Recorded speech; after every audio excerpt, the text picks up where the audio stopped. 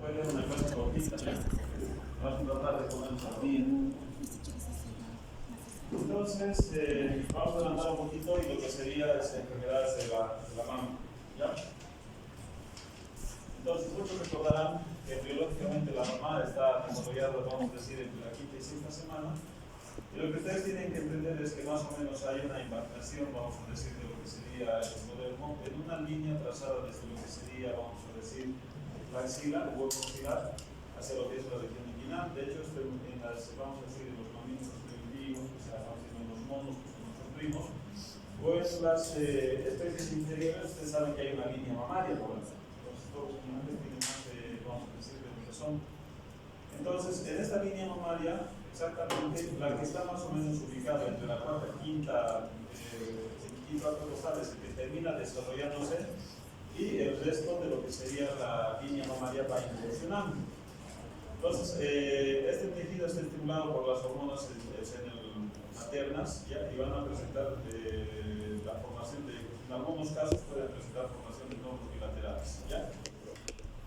Cuando este proceso del desarrollo biológico puede alterarse o puede persistir, puede quedar, vamos a decir, una glándula mamaria suprarrenal, que es, vamos a decir, más frecuente en el huevo axilar o lo que sería inclusive en la parte lateral de la mama. Son los lugares más frecuentes, ¿estamos? Entonces no se vayan a olvidar que es una invaginación de las células epidérmicas, que es lo que van a formar, vamos a decir, los túbulos que van a dar posterior al desarrollo de una glándula normal. ¿Estamos? Esto vamos a decir, una vez que ya se desarrolla, en la segunda fase ya vamos a decir en la telarquia vamos a tener la estimulación y ustedes lo que tienen que recordar son estas dos cosas. Uno, que los estrógenos van a estimular la proliferación ductal.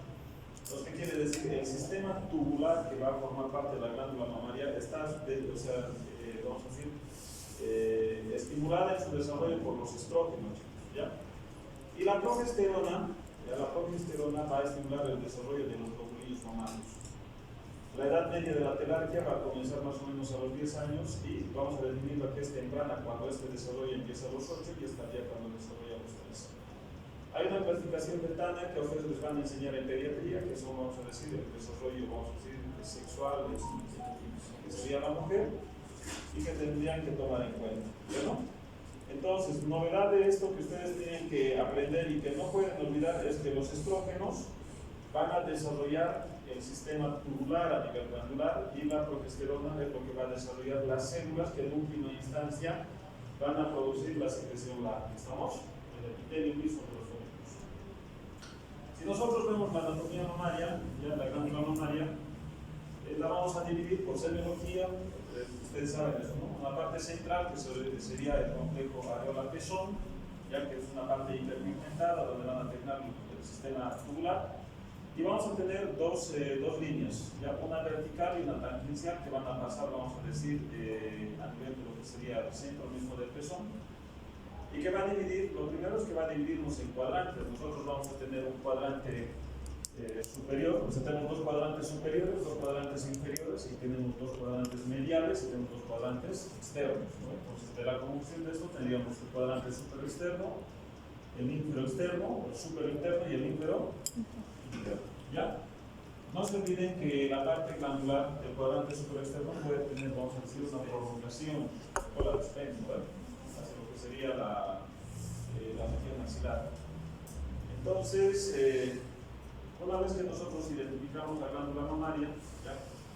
Que en este caso no importa el tamaño del volumen glandular, o sea, uno piensa que cuando la glándula mamaria es hipotrófica o es atrófica, el sistema tubular también es hipotrófico. Eso no va relacionado con el tamaño glandular mamario. El conducto, o sea, los conductos se van desarrollando por estimulación estrogénica, ¿ya? Entonces la mama está situada, vamos a decir, en las capas subdérmicas, o sea, lo que sería el tejido adiposo, y el parénquima está compuesto por lóbulos, lo que quiere decir que nosotros vamos a tener estos túbulos que se van a dividir o se van a ramificar y van a formar lóbulos.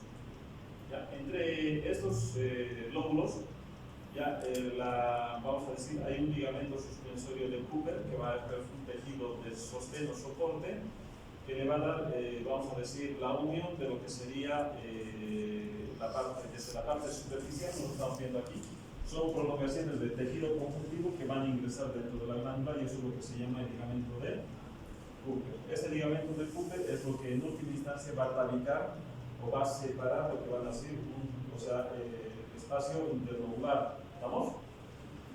Bueno, a ver, entonces vamos a prestar atención a esta imagen, chicos, que es, vamos a decir, la estructura.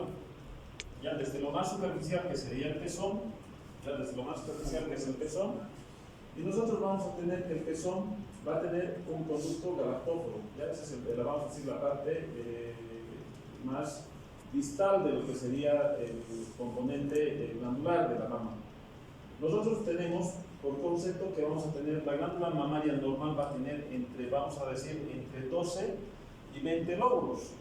¿Estamos? Ese es el componente normal. La glándula normal tiene más o menos entre 12 y 20 lóbulos. Cada lóbulo va a tener vamos a decir, un conducto galactóforo. O sea, que quiere decir que es el segmento más distal que va a llegar al pezón. ¿Estamos? Se están ubicando, ¿no? Esto es como más o menos ir del tronco de un árbol hacia lo que serían las ramas, las ramificaciones. ¿Estamos? Entonces, cada lóbulo va a tener un conducto galactóforo. O sea que si yo tengo 20 lóbulos, ¿cuántos conductos galactóforos va a haber en esa rama? 20. Perfecto. A medida que se va segmentando el conducto galactóforo, vamos a decir, los conductos interlobulares. O sea, ¿qué quiere decir? Que esto ya está yendo hacia componentes ramificados, son como vamos a decir, como los troncos de las ramas. ¿Estamos? Y estos troncos, o sea, conductos interlobulares, van a tener ramificaciones ya finales, que son como vamos a decir, los tallitos que van hacia las hojas, y esos son los conductos terminales. O sea, ¿qué quiere decir? Yo tengo los acinos, ya la producción láctea va hacia un conducto terminal, del conducto terminal de esta rama va a pasar al conducto interlobular, y del conducto interlobular va a ir hacia el conducto galactóforo. ¿Vamos? ¿Cuántos conductos galactóforos tenemos? 20, 12 a 20. 12 a 20, ¿no? De esta parte, de esta imagen, quédense, de esta imagen ya váyanse quedando con esta parte de acá del conducto terminal. Porque, vamos a decir, la patología más compleja, que es el cáncer de mama, tiene su origen en este segmento. ¿Estamos? Vamos a verlo después.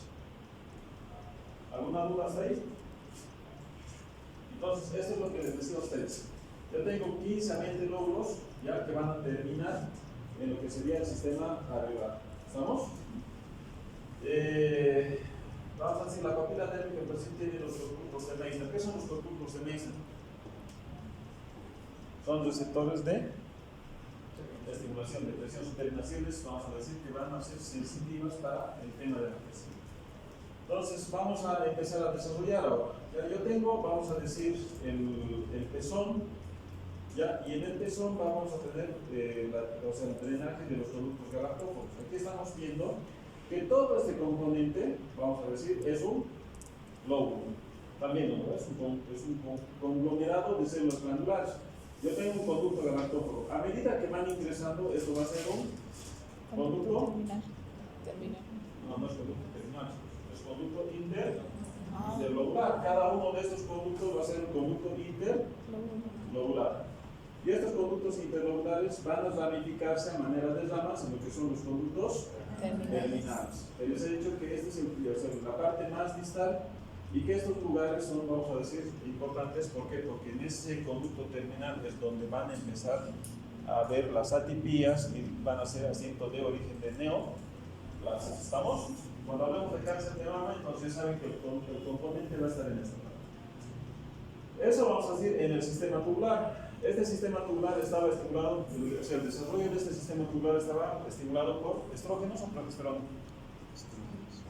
Entonces, los estrógenos son los que van a dar, vamos a decir, el desarrollo de este sistema tubular. Y aquí ustedes están viendo una sección, vamos a ver, yo tomo una glándula y la voy a llevar acá. Entonces, vean acá, yo tengo unas células, tengo las células epiteliales, ¿ya? Las células acinares. Estas células acinares son las que van a tener los receptores para la prolactina, que es la hormona que va a estimular la secreción láctea, la producción de leche, ¿ya? Y vean que alrededor yo tengo una célula, ya que es contráctil, esto es músculo liso. ¿Estamos? O sea, alrededor del acino yo voy a tener músculo. ¿Estamos?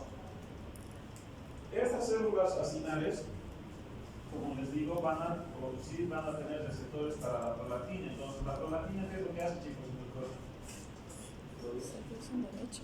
Entonces, imagínense esta paciente, vamos a decir, en estado reproductivo, no tendría que por qué producir leche, ¿verdad? Pero ya cuando está en la etapa de gestación, entonces yo voy a tener la prolactina que va a estimular las células acinales y esto va a producir leche, ¿verdad? Y voy a tener otra hormona que luego lo vamos a ver también, porque ya más o menos vayan recordando, es que se llama la oxitocina. ¿Y qué hace la oxitocina? ¿Para qué era la oxitocina? Para la contracción del músculo liso, ¿verdad? Entonces, esto es más o menos, la oxitocina ha de ser lo que va a estimular la contracción y va a ser más o menos como un sistema de drenaje que va a comprimir, es como si estuvieran exprimiendo la glándula. Entonces la glándula va a, vamos a decir, liberar la secreción láctea. ¿Estamos? Entonces, para que ya más o menos vayan recordando, las células acinales producen leche y las células miofiliales van a producir la contracción que va a inyectar, vamos a decir, la producción láctea. ¿Estamos? ¿Quiénes estimulaban el desarrollo de las células acinales? La progesterona. ¿Estamos?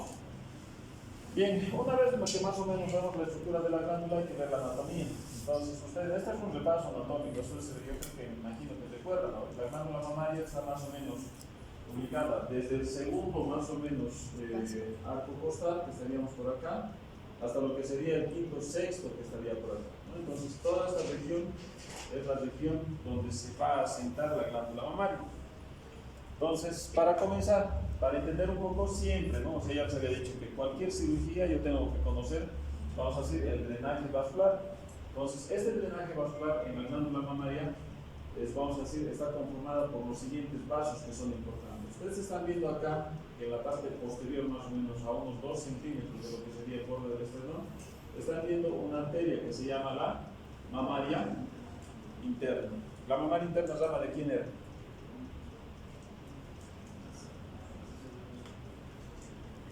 Chicos, la mamaria interna está descendiendo, es una rama preescalénica de lo que sería la arteria subclavia y va a ir descendiendo hasta encontrarse, vamos a decir, en la parte inferior, vamos a decir, por los vasos epigástricos de la arteria epigástrica inferior. ¿No ven? ¿Recuerdan o no?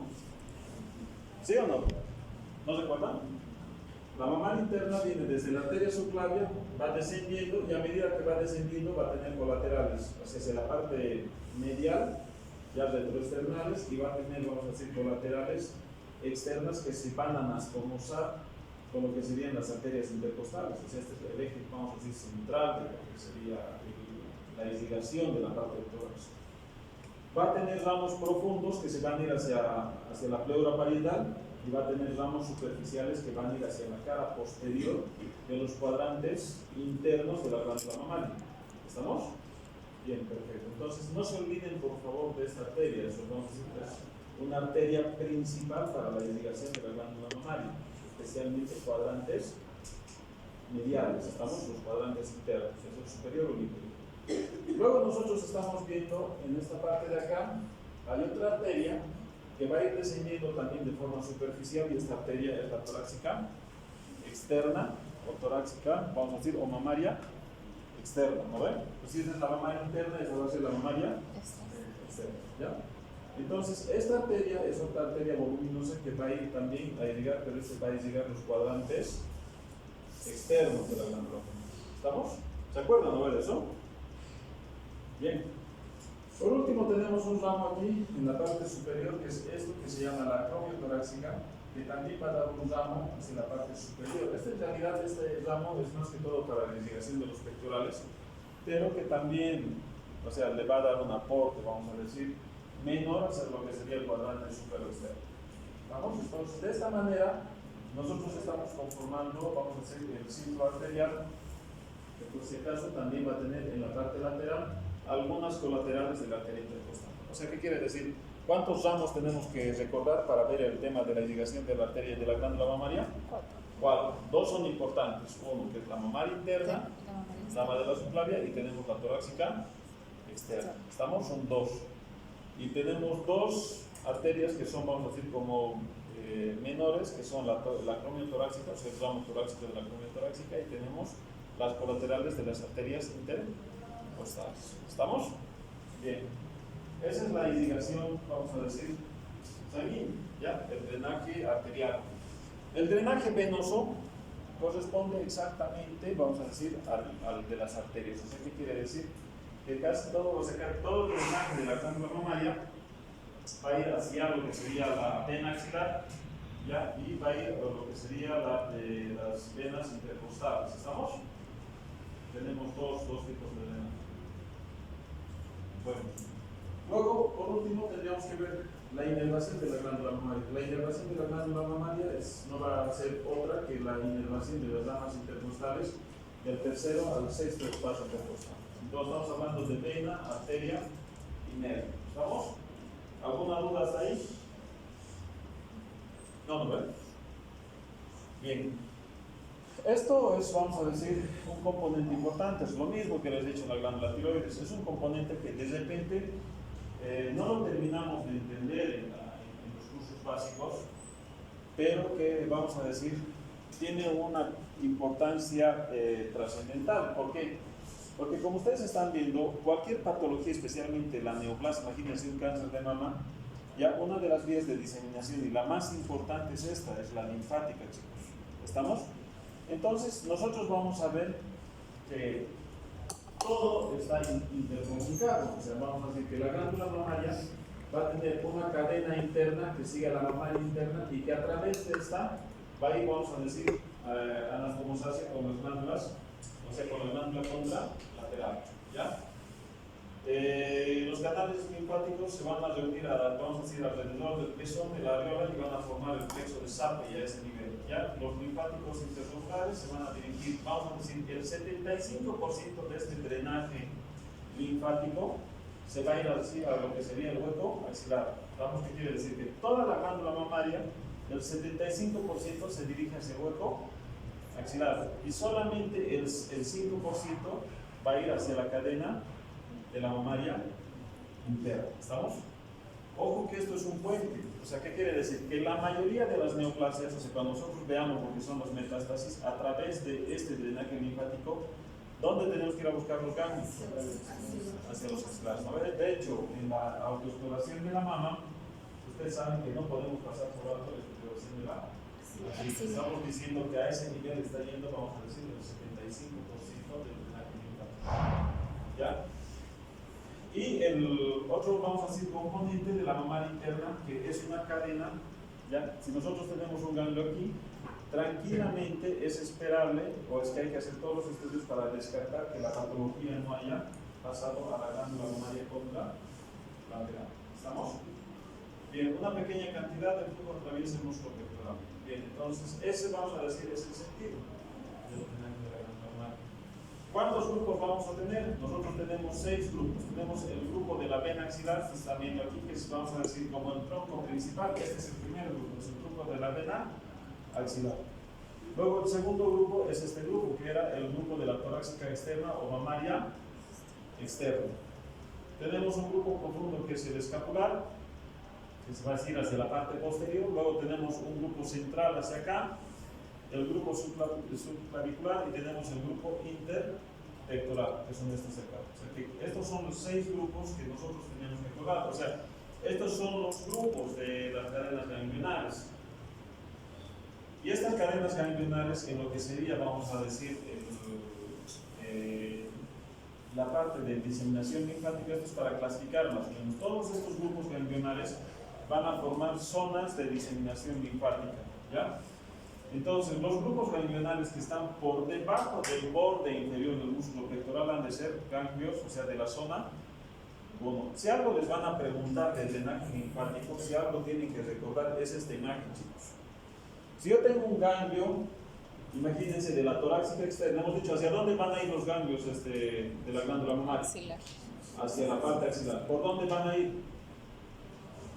Por el grupo, vamos a decir, de la torácica externa, mamaria externa, ¿no? Entonces, estos grupos van a ser, vamos a decir, cuando los ganglios están por debajo del borde inferior del músculo pectoral menor, esa es la zona 1. 1.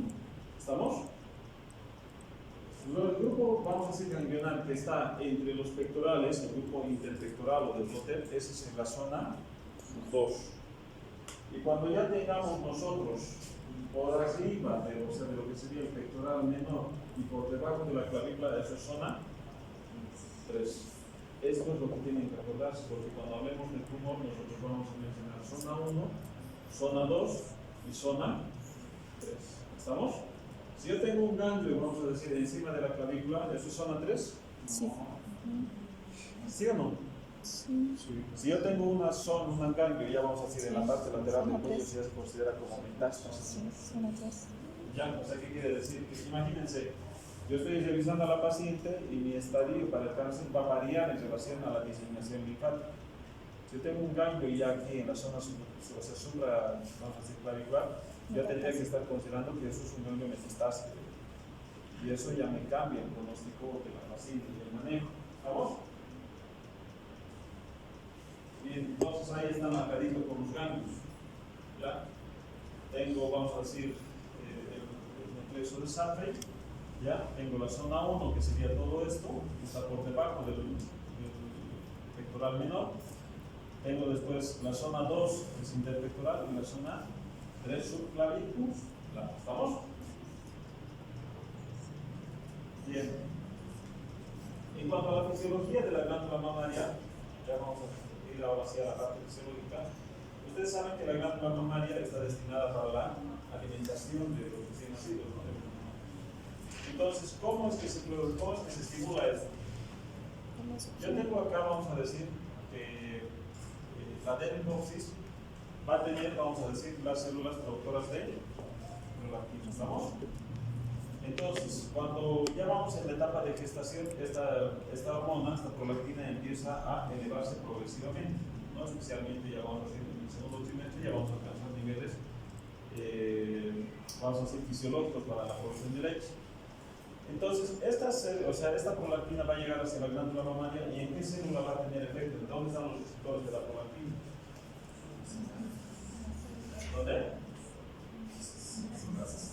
Entonces va a llegar a las células acinares, y en las células acinares va a producir, vamos a decir, una secreción láctea. ¿Estamos? ¿Cuál ha de ser el estímulo principal para la producción de prolactina? Entonces, la succión del pezón es lo que va a ocasionar la estimulación, vamos a decir, de la secreción de prolactina. ¿Ese reflejo cómo se llama? Succión. ¿Cómo se llama el reflejo este? Yo Succión. tengo succión y produzco prolactina. ¿Alguien sabe o no?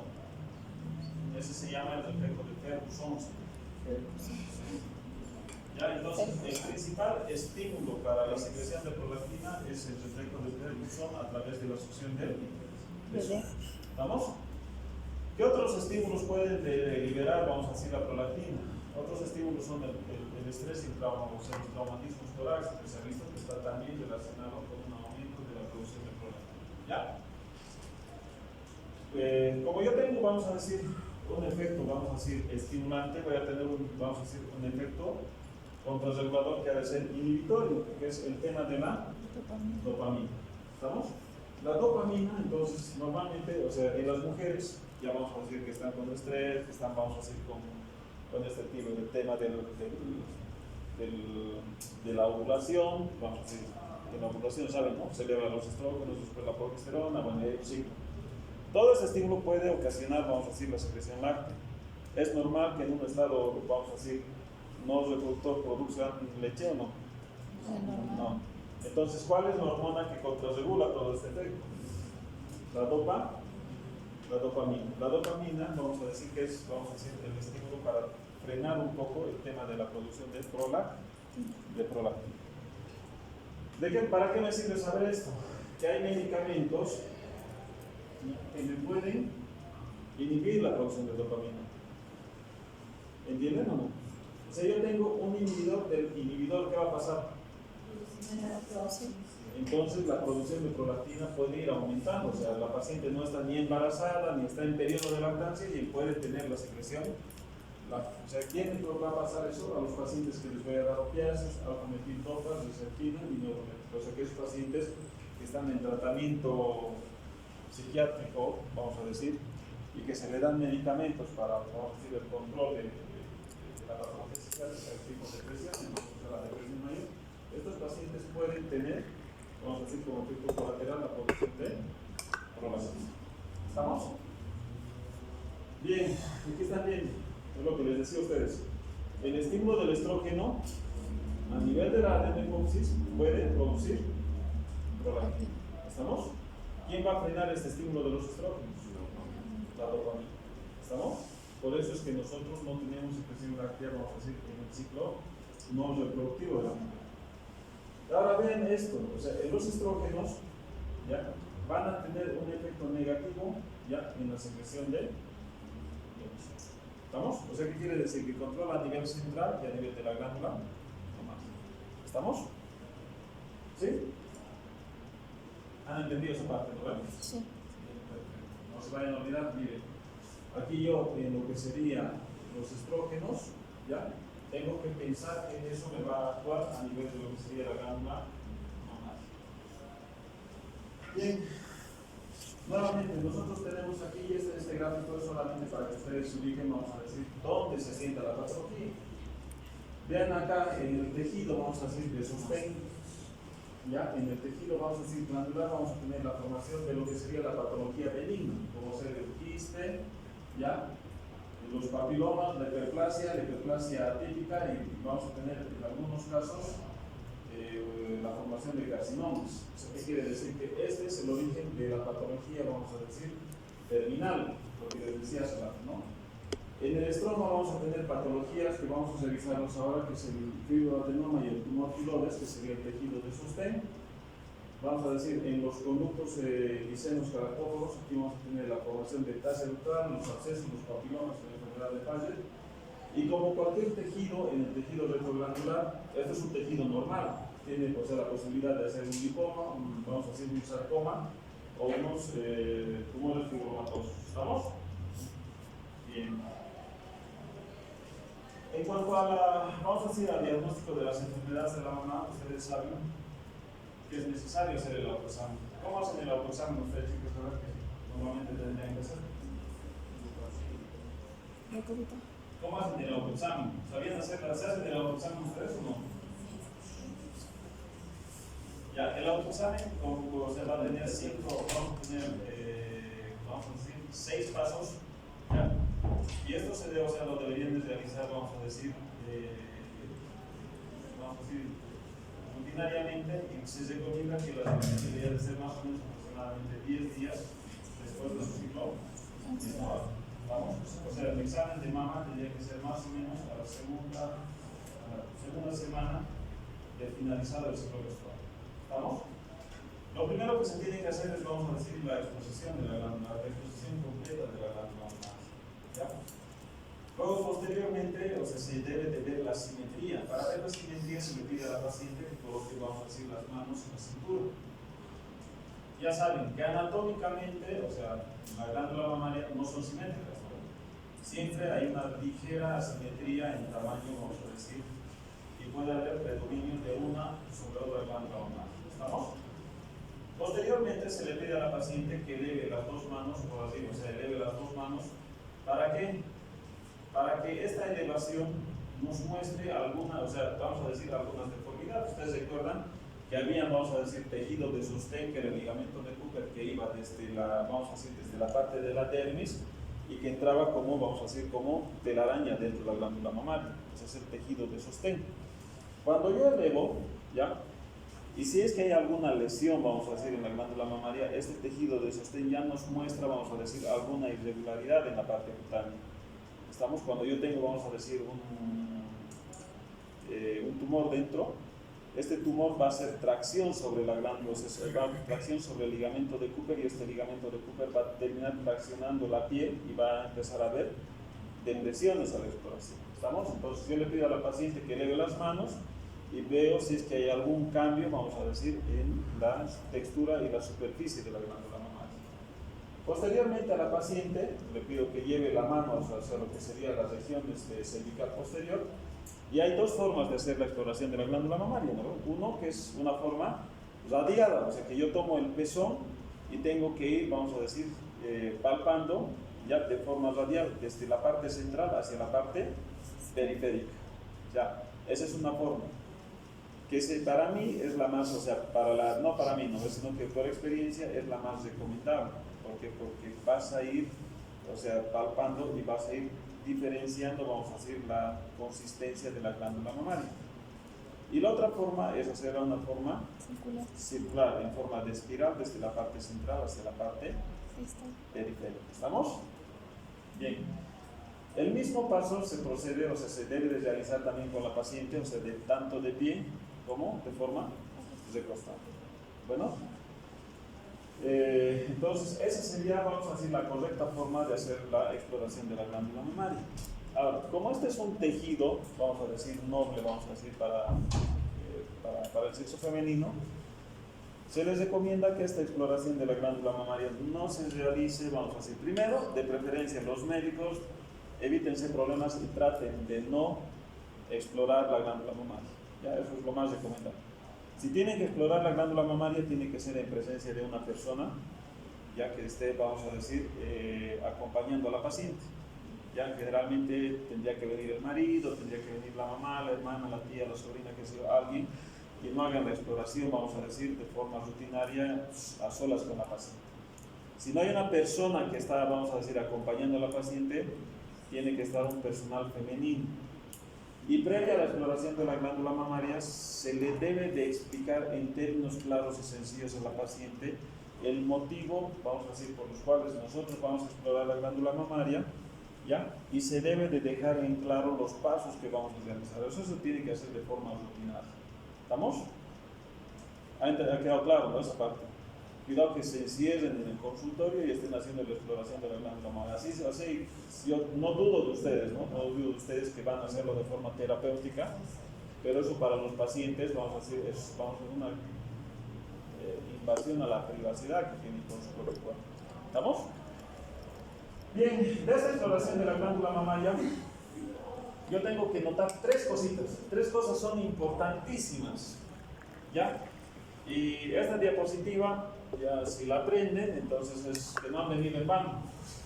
Lo primero que yo tengo que definir es la mastalgia. ¿Cuántas de ustedes, o sea, pregunta, no suelta, no específica, alguna vez a ustedes han sentido el tema del dolor en la glándula mamaria? O sea, es aumento de la sensibilidad de la glándula mamaria, ¿no? Entonces, eso es de todos los días y es vamos a decir, un motivo de consulta frecuente vamos a decir, en los consultorios de ginecología. Entonces, viene por el tema de la mastalgia. Y yo la mastalgia la voy a dividir en dos categorías, en dos. Y esto es importante. Vamos a comenzar. Después de la exploración física, yo tendría que tomar esto.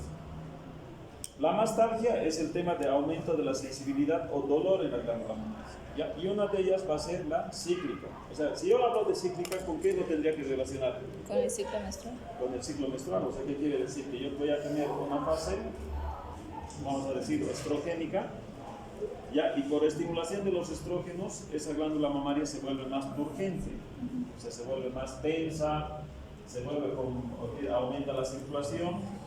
Y eso ocasiona, vamos a decir, el tema del dolor en la glándula mamaria. Es cíclico. Y si yo tengo un dolor que es cíclico, obviamente voy a tener un dolor que no es cíclico, no cíclico. Entonces, ¿qué quiere decir? Que no está relacionado con el periodo menstrual de la paciente. O sea, que le duele igual, ya sea en la fase, vamos a decir, estrogénica, ya en la fase, vamos a decir, de la menstruación, y es un dolor que la paciente les va a referir. ¿Estamos? Bien, ¿cuál es la característica de este tipo de dolor? O sea, nosotros ya hemos visto la relación con, vamos a decir, primero los relacionamos con el ciclo menstrual. ¿Ya? ¿Cuál es la característica? Si es cíclica, lo característico de que sea cíclico va a ser bilateral. La paciente va a venir y les va a decir, doctor, la verdad, no tolero más, me duele, y bueno, ya vamos a tener que ver la forma de tratar eso. Y la no cíclica, por lo general, va a ser no relacionada con el ciclo menstrual, y por lo general va a ser unilateral. O sea que claramente les va a decir, doctor, me duele la mama, puntos suspensivos, ¿no? O sea, les va a referir la derecha o les va a decir la izquierda. ¿Ya? Entonces yo estos datos ya los tengo que tomar en cuenta cuando voy a estar haciendo la exploración de la glándula mamaria. ¿Estamos? ¿Cuál de estos les preocuparía a ustedes? ¿O cuál de ellos les llamaría más?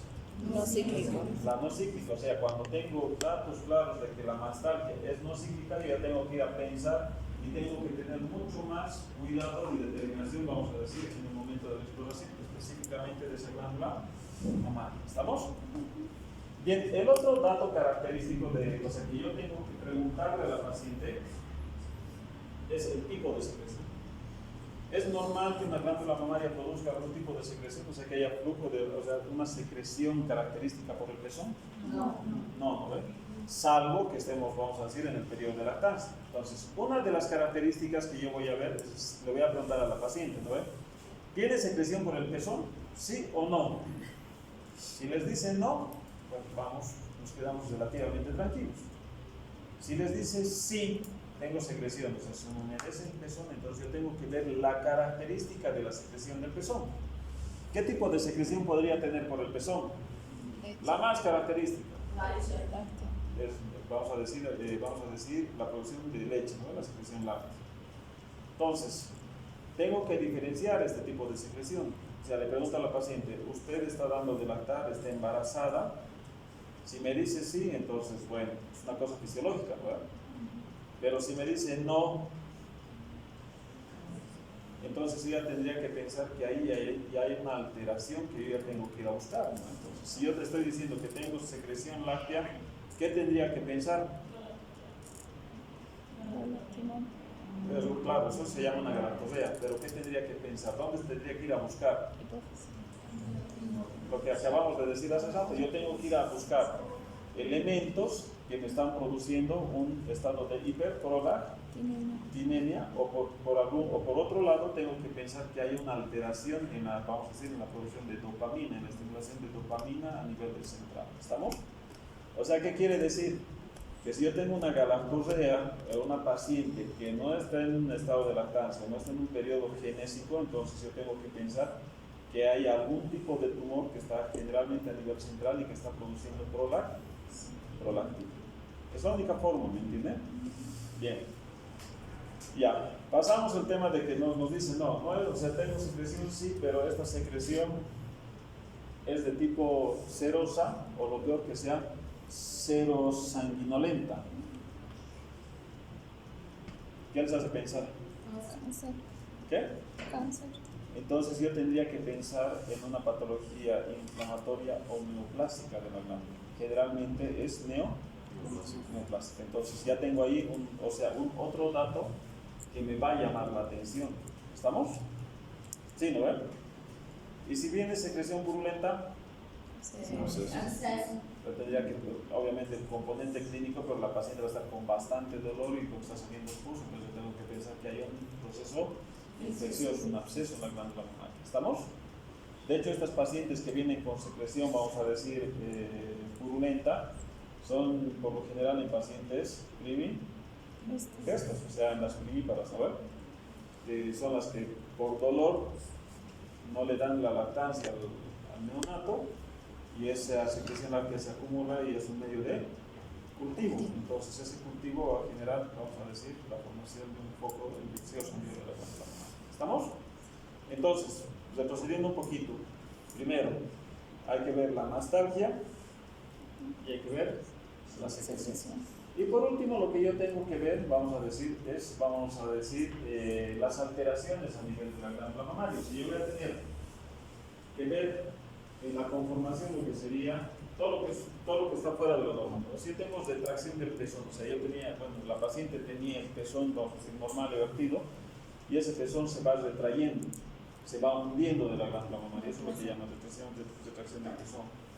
O tendría que ver cambios ya tanto de coloración como en la textura de la piel.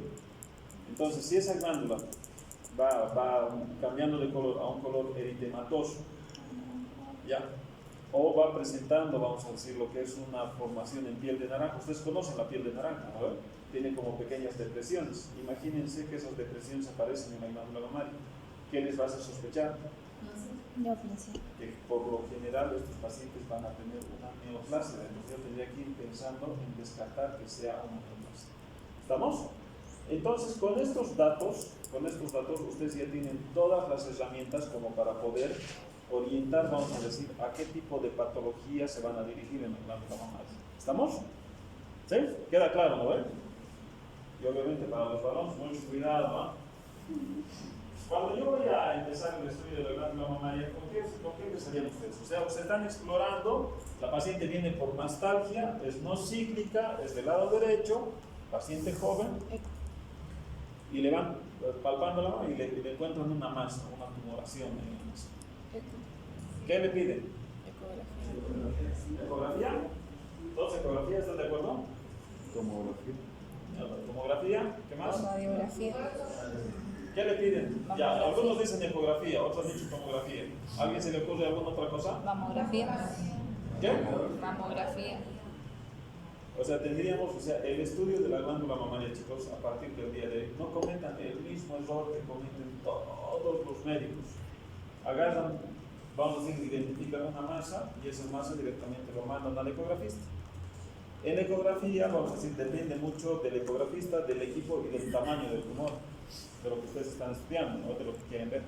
Muchas veces el ecografista, como la glándula mamaria tiene componente, vamos a decir, adiposo, componente adiposo importante, vamos a decir, relativamente complicado que el ecografista identifique una lesión. ¿Estamos? Entonces, ¿qué necesitamos? Mamografía. No. A partir del día de hoy, señores, ustedes van a pedir el estudio de la mamografía. ¿Ya? El estudio de la glándula mamaria, a partir del día de hoy, para ustedes, comienza con la solicitud de una mamografía. ¿Cómo van a pedir esa mamografía? O sea, este es un estudio realmente incómodo porque hay como dos placas que van a comprimir, van a tratar de reducir al máximo la glándula mamaria. Entonces, realmente es un estudio que le tiene que indicar a la paciente que le va a ocasionar cierta molestia, cierto dolor o cierta incomodidad. ¿Ya? Es como esto que estamos viendo, ¿no? Entonces acá. Y vamos a tener dos proyecciones. Vamos a tener una oblicua, ¿ya? Dos proyecciones. Una oblicua medio lateral, donde las va a ir de la parte de arriba, desde la parte media hacia la parte externa, va a cortar el entorno oblicuo. Y vamos a tener una proyección cráneo caudal longitudinal. O sea, son dos proyecciones las que tienen que pedir, vamos a decir, durante la mamografía. ¿A quiénes le van a pedir la mamografía? Vamos a pedirla de rutina, o sea, tendríamos que pedir, o sea, esta mamografía tendría que ir de control, especialmente en las mujeres mayores de 40 años y en las que, vamos a decir, de hecho, tendrían que pedir en los pacientes que tienen antecedentes de patología en la glándula mamaria. O sea, si vamos a decir la abuela, la tía, qué sé yo, la bisabuela tenía una patología en la glándula mamaria, ya tendríamos que pensar que a partir de los 40 años tendríamos que periódicamente pedirle mamografía a la paciente. ¿Estamos? ¿Bien? Y si encontramos en una paciente, vamos a decir, de 40 años, una masa de cajón, tenemos que comenzar con este estudio. ¿Estamos? ¿Han entendido, no? Sí. Bien, entonces yo hago la radiografía. ¿Y para qué me sirve la radiografía? O sea, ¿para qué me sirve la mamografía?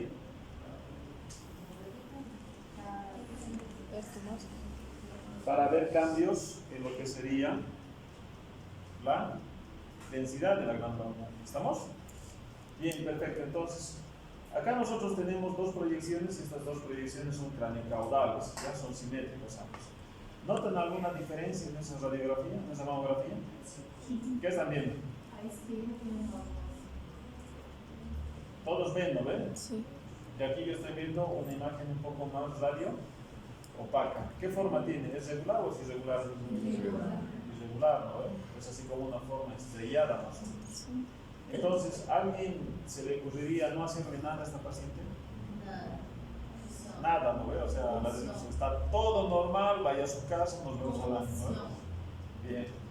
Entonces, ya están viendo que las lesiones, o sea, aquí en la mamografía, ya van a ser, vamos a decir, características y muchas de ellas pueden llegar a tener microcalcificaciones. Es lo primero que vamos a ver, bordes celulares y calcificaciones a lo que sería en la mamografía. Listo, yo tengo esta paciente. Ahora, chicos, ¿qué vamos a hacer con esta paciente? ¿La vamos a pulsar? Biopsia. Bien, una vez que nosotros identificamos esto le va a dar, vamos a decir, nos va a dar ya la pauta para decir, hey, mira, hay una masa, vamos a decir, en tal cuadrante de la glándula mamaria. ¿Estamos? Bien, le vamos a pedir a este paciente, luego recién le vamos a pedir una ecografía. ¿Estamos? Le pedimos una ecografía, esto solamente es una característica para que ustedes vean, vamos a decir, el tejido glandular normal. Por eso les decía a ustedes con una ecografía podrían decirme, ¿esta es una glándula mamaria normal, sí o no? No. ¿Normal? ¿Y qué es esto? Porque vimos o outro primeiro, pero se mostra assim primeiro não. ¿Esto es normal o no? ¿Sí o no? Chicos, esto es, vamos a hacer una parte normal, porque en esta parte está el pezón, el transductor que ha venido aquí, no apoyado por completo, y aquí hay vamos a hacer un pequeño depósito de aire. ¿Alguno de ustedes podría asegurarme que esto es normal? O sea, es decir, 100% seguro que esto es normal. Seguro não. No. Entonces, por eso les digo que el estudio de una glándula mamaria no debe de comenzar por una ecografía, debe de comenzar por la mamografía.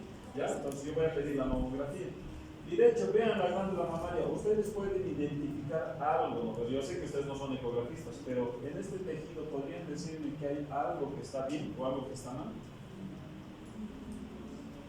Al mejor cazador de la glándula mamaria, al mejor ecografista se le puede ir la liebre. ¿Por qué? Porque yo puedo no ver, pero vean este puntito que está aquí, por ejemplo.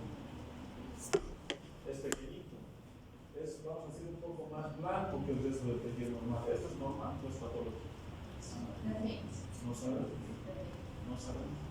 Por eso es que yo voy a necesitar, el ecografista va a necesitar, o sea, tendría que necesitar un informe de una mamografía que diga, hey, hay un cambio de densidad en la glándula mamaria en tal cuadrante y esta pues, es de tal tamaño, para que el ecografista pues, vaya y se tome la molestia de revisarle con más detenimiento, con más calma, esa zona de la glándula mamaria que nosotros queremos identificar. ¿Estamos? ¿Se entiende, verdad? Bien. Entonces, aquí yo tengo una glándula mamaria y vean que esta manchita que estaba aquí, esto que yo decía, ¿es normal? Ya, es normal, señora, vaya de aquí a un año la voy a ver.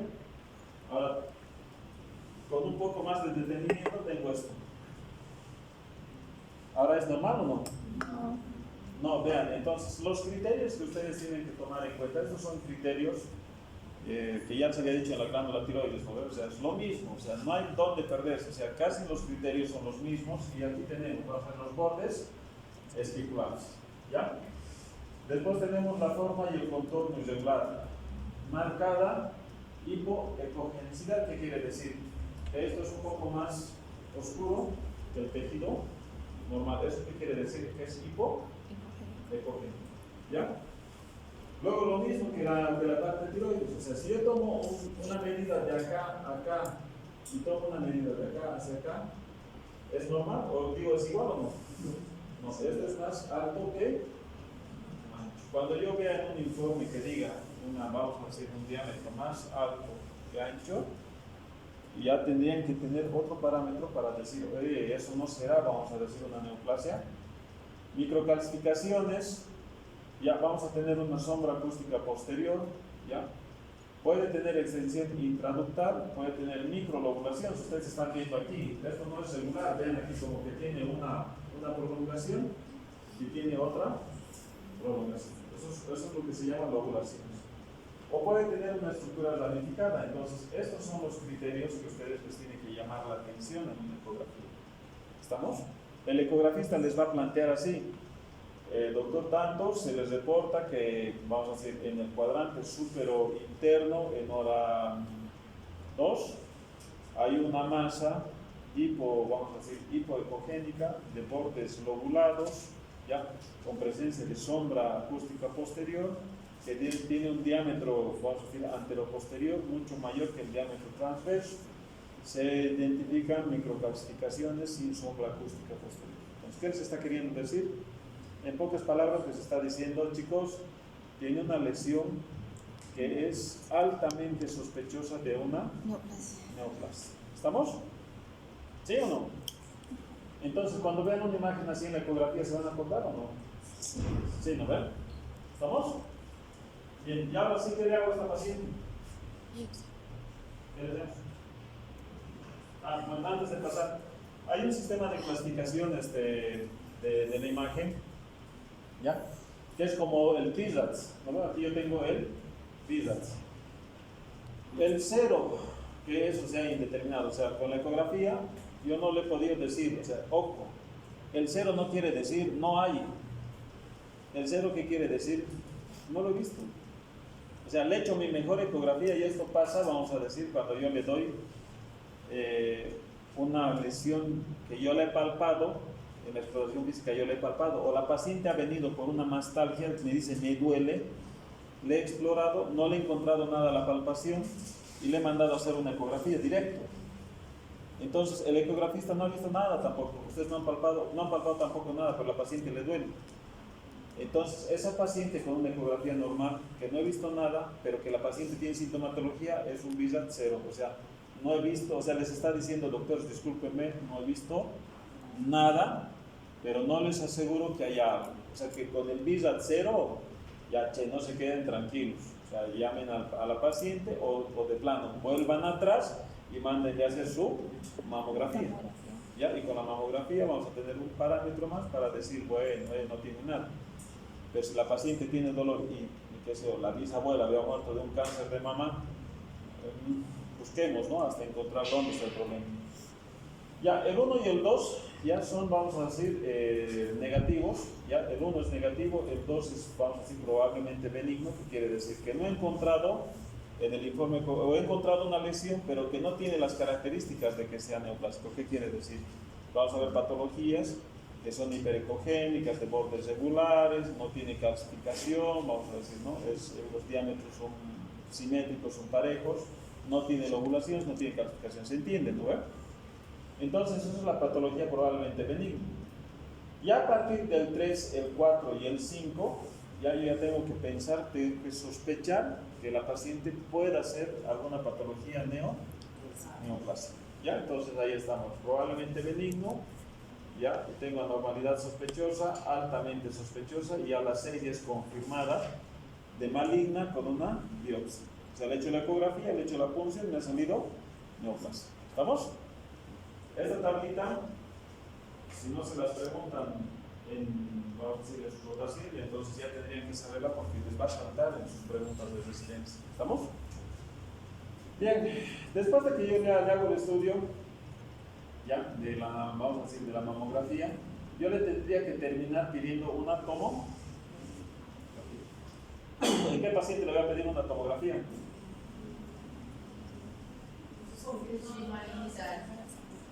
Estaríamos hablando de un VISATS ¿qué? Sí.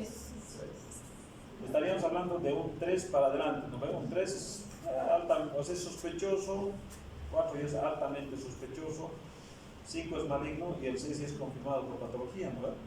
¿Se entienden, no? Entonces yo a estos pacientes le tendría que pedir una tomografía. ¿Qué están viendo en esta tomografía que está en la parte inferior? Obviamente les pongo ahí una tomografía muy característica, ¿no? ¿Qué ven en la tomografía?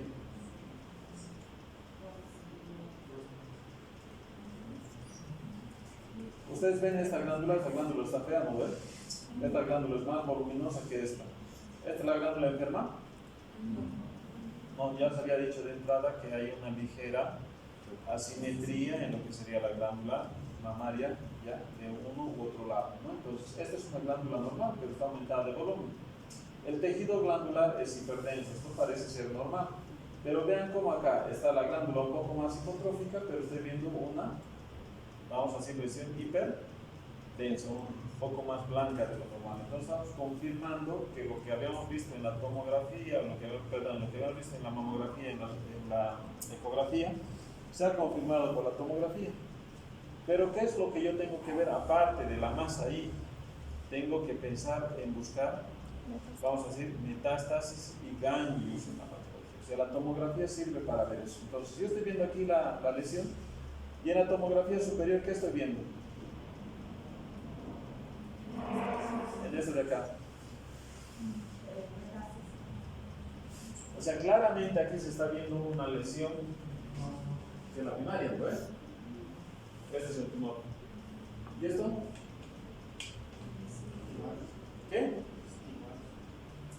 lesión tan impactante, pero ¿eso es un tumor o es una metástasis o es un ganglio?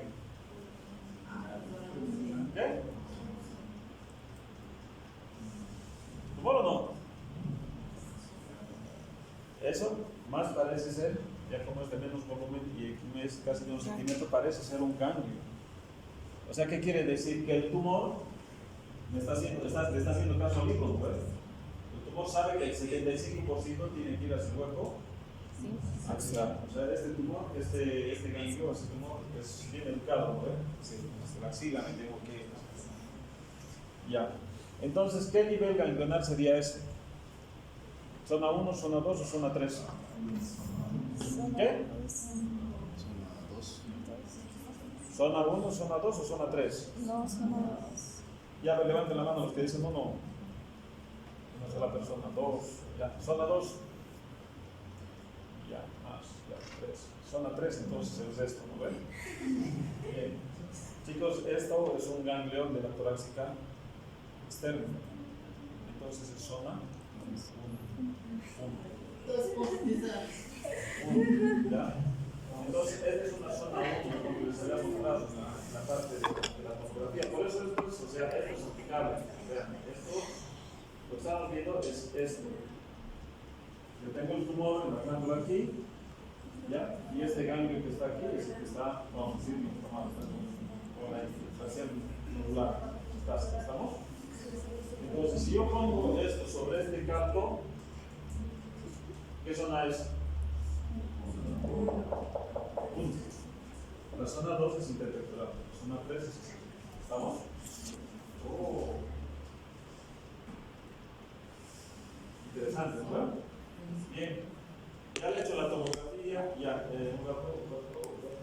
¿Y qué estoy viendo en esta otra tomografía que está acá? ¿Para qué crees esta tomografía?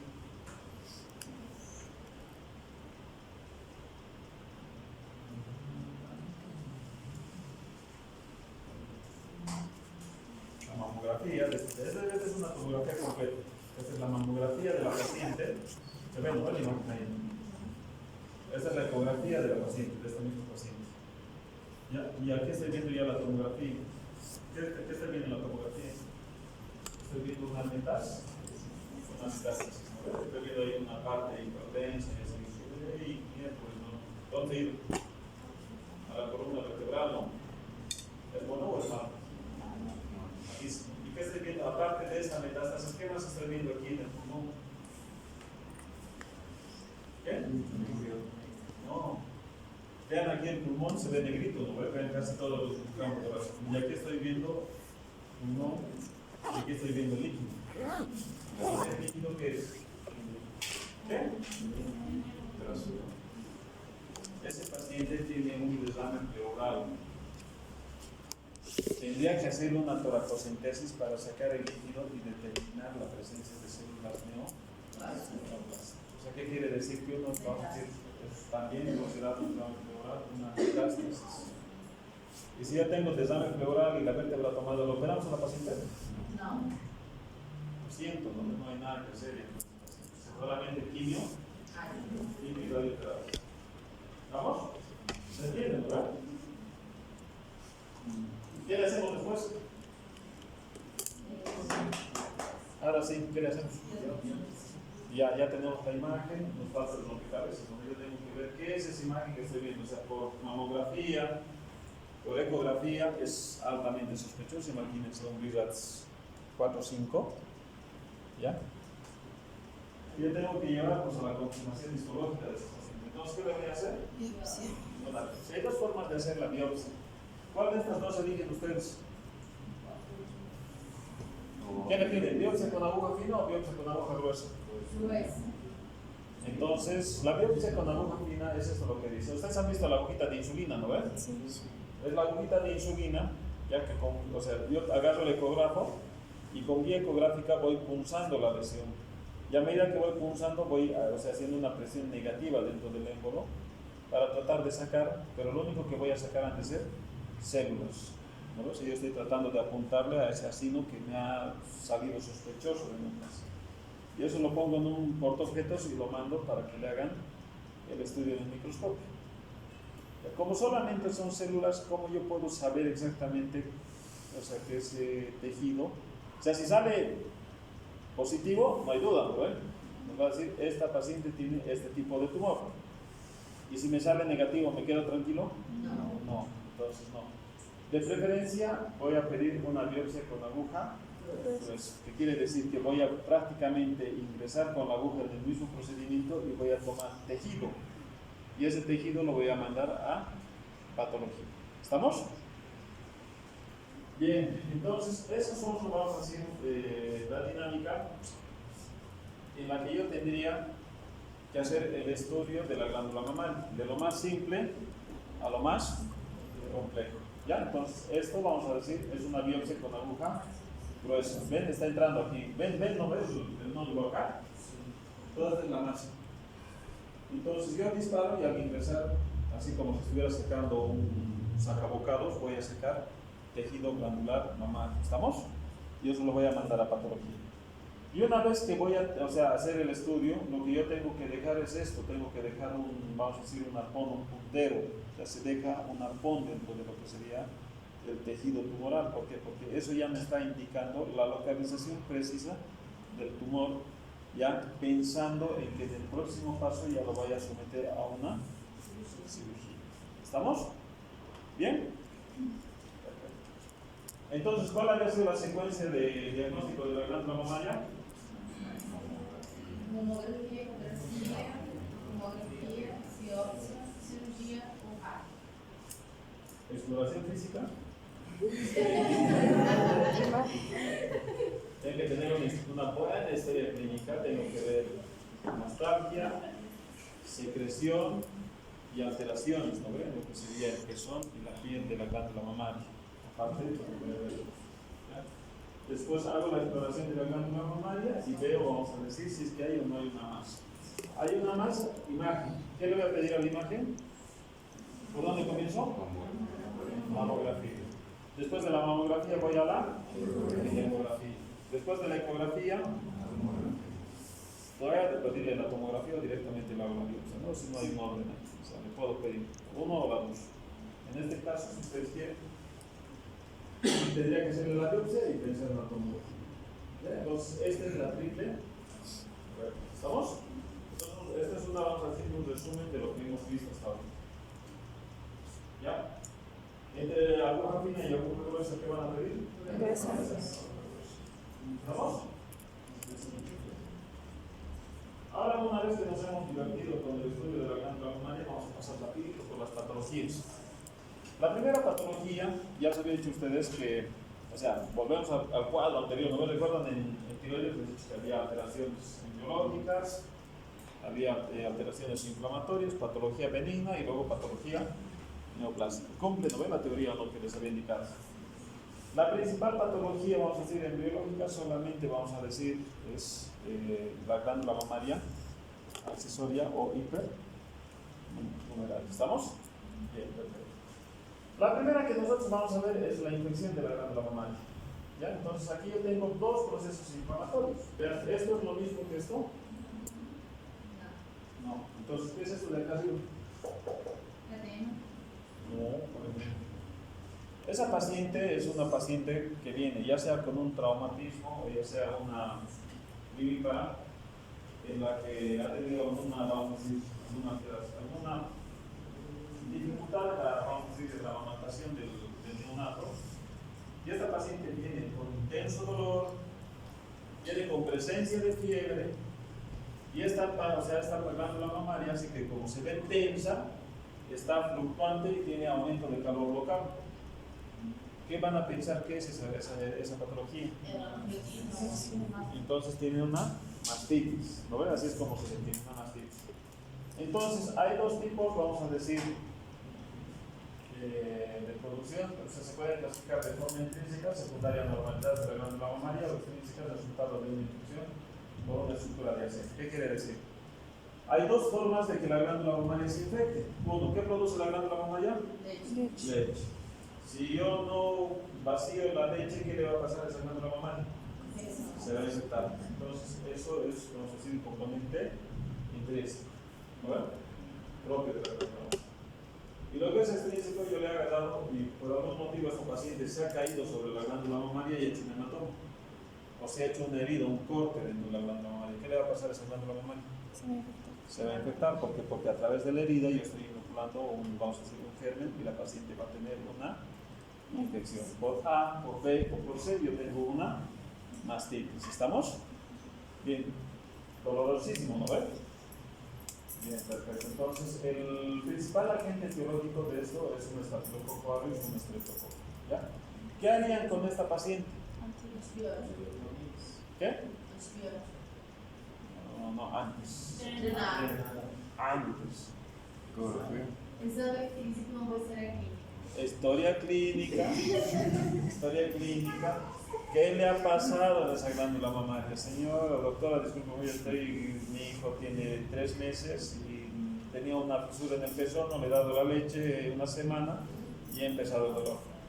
Me he caído hace una semana, me he golpeado, estaba yendo en la moto, me he golpeado, no sé qué sé, cualquier otra cosa, y he empezado a aumentar el volumen. Historia clínica, ¿no ves?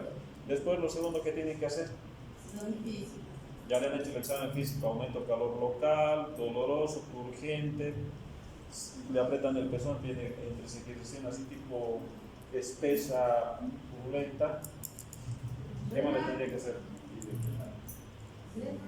¿Nadie le va a hacer una ecografía a este paciente?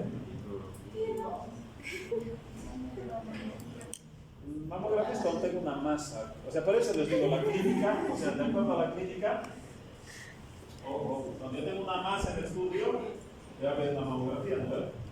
Pero ¿qué le voy a pedir a esta paciente?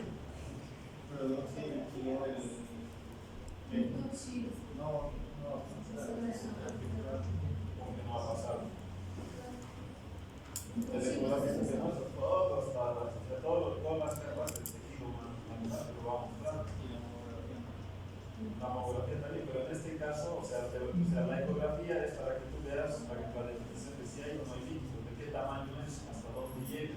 Pero está demasiado dolorido. Ah, ya, esto es pues para cualquier persona, ¿no? Pero si fuera un acceso pequeñito, ¿cómo te das cuenta? No las notas.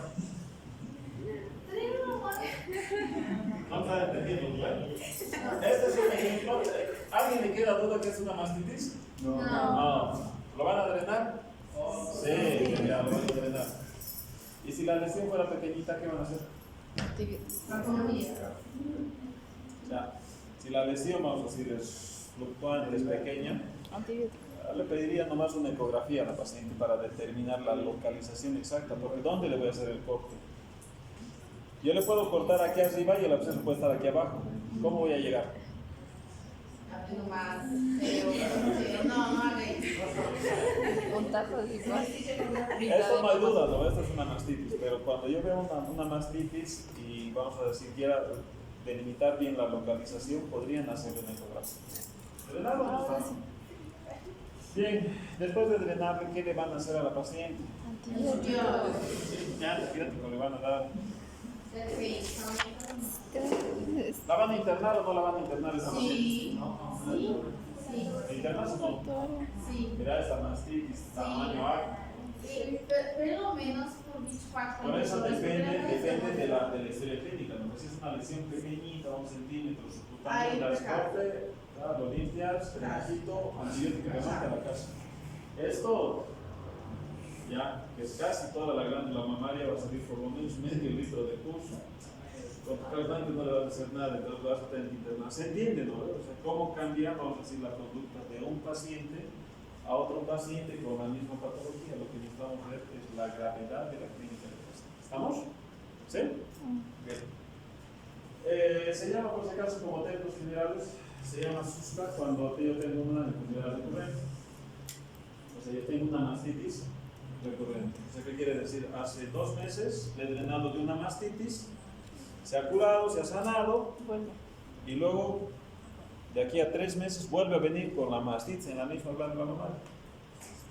Eso se llama enfermedad de ¿ya? Entonces, ¿por qué podría pasar esto? Porque sigue sem aumentar as coisas. Sim, porque não é O sea, imagínate, vos has tenido que cortar aquí, ¿no ves? ¿Dónde le has cortado? Aquí, por eso es el sitio de corte, ¿no? Lo he cortado aquí, pensando que voy a drenar el acceso que tiene ahí adentro, o sea, la matriz que tiene. Pero en el corte, ¿vos cómo sabes que no te has cortado un conducto galactóforo? Porque el conducto galactóforo tiene que ir hacia el pezón. Has cortado el conducto galactóforo. ¿Cuántos conductos galactóforos decís que tenía la paciente? 12 a 20. 12 a 20. Y es un conducto galactóforo por lóbulo. Si yo le he cortado uno, todo ese lóbulo está desconectado de la glándula mamaria. ¿Puede producir leche eso o no? Produz, pero no llega, por eso se acumula y sigue. Todo es la secreción que se acumula ahí en algún momento, por eso te digo. Ya sea que en el momento que ya la no está embarazada y luego después de embarazada. ¿Puede generar una mastitis paciente de forma intrínseca? Sí, todo ese lóbulo está desconectado. Entonces toda la secreción que se produzca se puede infectar, ¿no? ¿Se entiende, no? Por eso que tengan mucho cuidado en el momento de entrenar en la glándula mamaria. Traten de ser lo menos agresivo posible. ¿Estamos? ¿Se entiende, no? Bien, ahora ¿qué les parece esta patología que está aquí? ¿Qué les llama eso? Isso é uma ficha. Isso me completamente. ¿Eso les parece benigno o maligno? Me parece maligno. Ou, depende da história. Se tivesse sofrido trauma com uma saída do choque de álcool, ou se não, maligno. Esto, o sea, cuando ustedes ven esto, ya, habría que ver la textura de la piel. Esto no tiene piel de naranja, pero de momento es lo de la histeria clínica, ¿no? Yo tendría que pensar en una enfermedad de Mondor. ¿Qué quiere decir? Que hay una inflamación de todo lo que es el drenaje venoso de la glándula. ¿Estamos? ¿Qué va a ser necesario para esta paciente? Internação, antibiótico e fluxo vascular. Bien. Esta paciente les ha contado si tenía presencia de dolor, de secreción en la glándula mamaria. Ustedes cuando le han explorado, ¿han palpado alguna masa, sí o no? Si no han palpado una masa, entonces ¿qué le van a pedir? Una ecografía. ¿Y si han palpado una masa? Una mamografía. ¿Ya? Entonces, o sea, esto estamos suponiendo que como no le hemos palpado una masa, ¿ya? Entonces estamos pensando que hay una inflamación de todo lo que sería el drenaje venoso de la glándula mamaria. Y eso se llama la enfermedad de Mondor, tromboflebitis. ¿Estamos? Es una enfermedad venosa. ¿Ya? Entonces tendría que yo pedirle una ecografía para confirmar el diagnóstico. Pero si le he palpado una masa, ¿estamos? O sea, esto está ahí al borde, ¿no?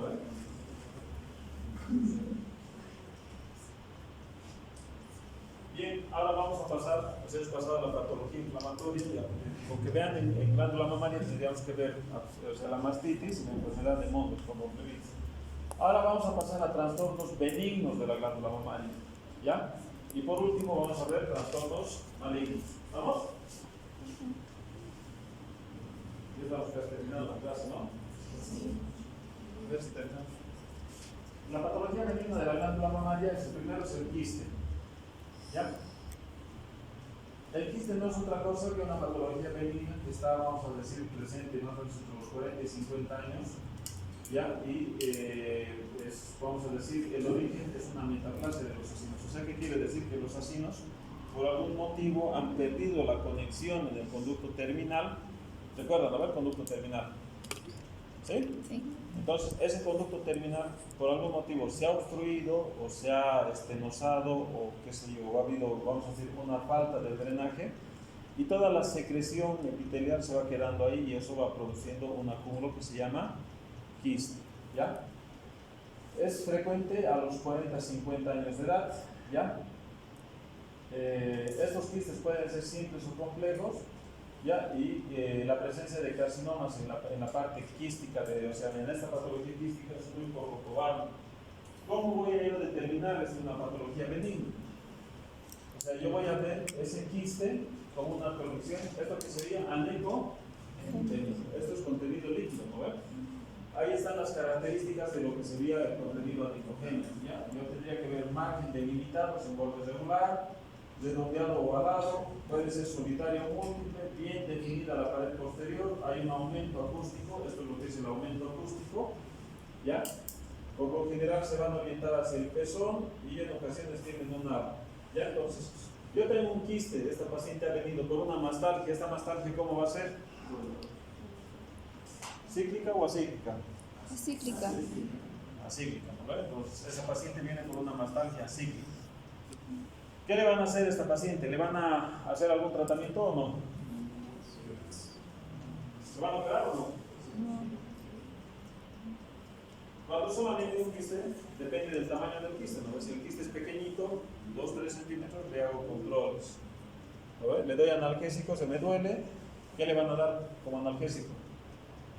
Ibuprofeno, ketorolaco, ketoprofeno, meloxicam, lo que ustedes quieran. Le dan un analgésico, le dicen que tenga, vamos a decir, cuidado con el glándula mamaria, que se haga sus controles anuales, de que le va a venir un poco de dolor y listo, no pasa nada. Si la masa es pequeñita. Pero si el quiste es grande, 3-4 centímetros, entonces yo le voy a tener que hacer la punción, aspiración del quiste y después tomando solamente a control. ¿Estamos? O sea, el tratamiento de esta patología del quiste solamente es punción y drenaje o seguimiento más anal. Yo tengo acá otra patología y esta es la patología más frecuente en la glándula mamaria. O sea, es la patología más frecuente benigna de la glándula mamaria. Ya es lo que se llama fibroadenoma. Ya es frecuente en las mujeres. Yo creo que no hay una mujer que no, en algún momento de su vida no desarrolle un fibroadenoma. Prácticamente 8 de 10 mujeres en algún momento desarrollan este fibroadenoma. Ya son esas, vamos a decir, masas. Es un tumor benigno de la glándula mamaria y es estrógeno dependiente. Entonces, ¿qué quiere decir? Que esta masa, ¿cómo va a ser? ¿Cíclica o acíclica? Cíclica. Entonces, esa paciente que viene a la consulta súper preocupada, súper asustada, ¿por qué? Porque en su autoexploración, ya, o en el momento que le estaba doliendo, se ha tocado la glándula mamaria y palpa una masa, un nódulo. Y ya automáticamente la paciente infiere, me voy a morir porque es cáncer, ¿no? ¿Ya? De repente, ahora que vayan a su casa a ver, háganse la exploración y van a palpar seguramente, 8 de 10 tienen una masita a nivel de la glándula mamaria. ¿Ya? Entonces, es hormono dependiente, es más frecuente en el cuadrante superior externo, el tamaño más o menos es de 12 a 5 centímetros, puede ser única o múltiple. ¿Cómo se ve el fibroadenoma? Esa paciente que ha venido con una mastalgia cíclica y se ha palpado una masa, ¿ya? Entonces en esa paciente se va a ver esta característica de ecografía. ¿Ven esta ecografía? ¿Les deja tranquilos o no esa ecografía? ¿Cómo es? ¿Tiene criterios de benignidad o criterios de malignidad? Benignidad. ¿Por qué es benigno? Porque regular. Ahí los diámetros parecen ser iguales, ¿no ven? Simétricos. Entonces, estas lesiones son bien definidas, pueden ser, o sea, o son isoecogénicos o ligeramente, vamos a decir, hiperecogénicos, ya, bordes regulares, uniforme, no hay calcificaciones en la glándula, son móviles y los ejes son, o sea, los diámetros son similares, no hay diferencia. ¿Estamos? Entonces, esto es una patología de momento benigna. Si yo le pongo Doppler aquí, o sea, para ver los pasos, ¿cómo tendría que ver el Doppler? Tendría que ser a lo mucho periférico, ¿sí? ¿Ya? Porque donde yo vea infiltración central y es un criterio de malignidad. ¿Aquí ven calcificaciones? No. ¿Es regular? Sí. ¿Tiene lobulaciones? Una duda. Pero se o nódulo for de calcificação de leite, não estaria não seria benigno igual? ¿De qué? Se for o nódulo de calcificação de leite, não seria benigno igual? No sabes. No hay forma de estar seguro. E aí, que reação? ¿De qué? Nesse No te caso, entiendo. nesse caso, que haría? A ver, yo tengo aquí una paciente, doctor, lo que estoy presentando ahorita es una paciente de 20 a 40 años joven, ¿no? Está en un ciclo de deportivo. Ya tiene una mastagna cíclica, es un nombre dependiente. La lesión en la ecografía que tú estás viendo es, vamos a decir, isocogénica o hiperecogénica de bordes regulares sin calcificaciones, ya, sin microcalcificaciones, estoy diciendo, y tiene efectos bordes negativos, no tiene o sea, no tiene criterios de malignidad. Entonces, esa paciente, por imagen, por clínica, se está pensando que es un filo adenoma. Bien, ¿cuál es la duda? No te entendí nosotros. Ahora no. Bien, perfecto. Entonces, esta paciente, o sea, por la clínica, por el grupo etario, vamos a decir, es patología benigna. ¿Qué harían con esta paciente? Control.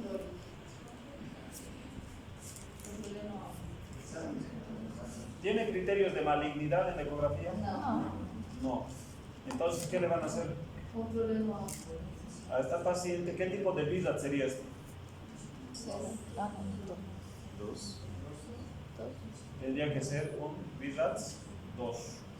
Ya a esta paciente le tendrían que dar analgésicos, le tendrían que explicar lo de la exploración de la mama y tendrían que contarle signos de alarma, pues esta paciente tiene secreción láctea, tiene secreción serosanguinolenta, ya, que venga inmediatamente y si no la ven en el próximo control. ¿Estamos? ¿Se entiende? Ya vamos a terminar, ya solamente nos falta de casi de arreglando los males, ¿no? ¿Qué hora es?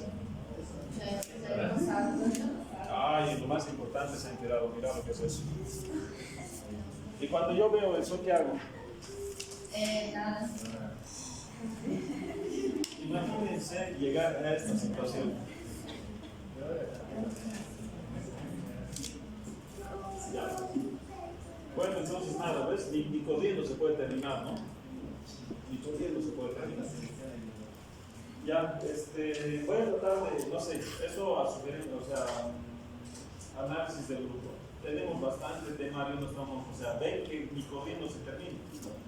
Sería sugerencia hacer una clase extra para ponernos, vamos a decir, al corriente del avance del tema. ¿Están de acuerdo? Sí, cuidado para buscar el día. Voy a hablar después de la Semana Santa, ya porque viene jueves, viernes. Probablemente, si no es el sábado, va a tener que ser el martes. ¿Tiene tiempo? ¿Sábado? Cuando diga nombre, no, sábado.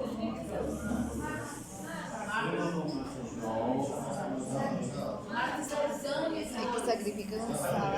O sea, viernes en todo caso. Viernes. ¿Es examen de pediatría?